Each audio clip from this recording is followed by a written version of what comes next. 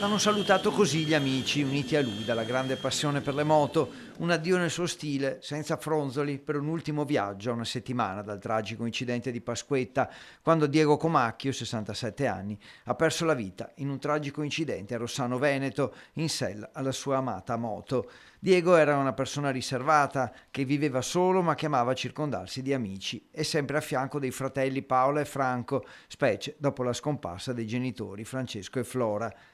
È stata una persona allo stesso tempo tranquilla nel suo temperamento e forte, decisa, un punto di riferimento per le sue persone care, ma anche per tante altre persone. Lavoro, quello da assicuratore, iniziato più di 30 anni fa, e moto, le sue due grandi passioni.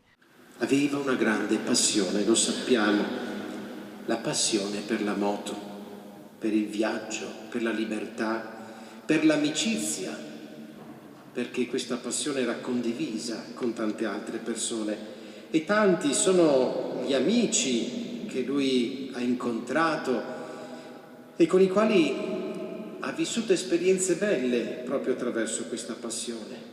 Una vita all'insegna della riservatezza, ma anche dell'essere punto di riferimento per chi gli stava attorno. Quindi di poche parole, ma realmente e totalmente presente alla situazione che si trovava davanti. Diego era sempre disposto a dare tutto nella sua vita. Ma soprattutto il rispetto, i tre fratelli si erano stretti ancora di più tra loro dopo la morte dei genitori.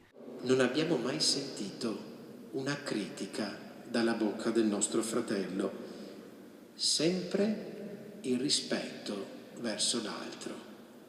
Ecco, credo che questa sia l'eredità, una delle eredità che Diego ci lascia a tutti noi. Diego, insomma, non ha mai finito di stupire per la sua correttezza e appunto il rispetto. Come ci diceva una sua collega, ci vorrebbero davvero tante persone come lui.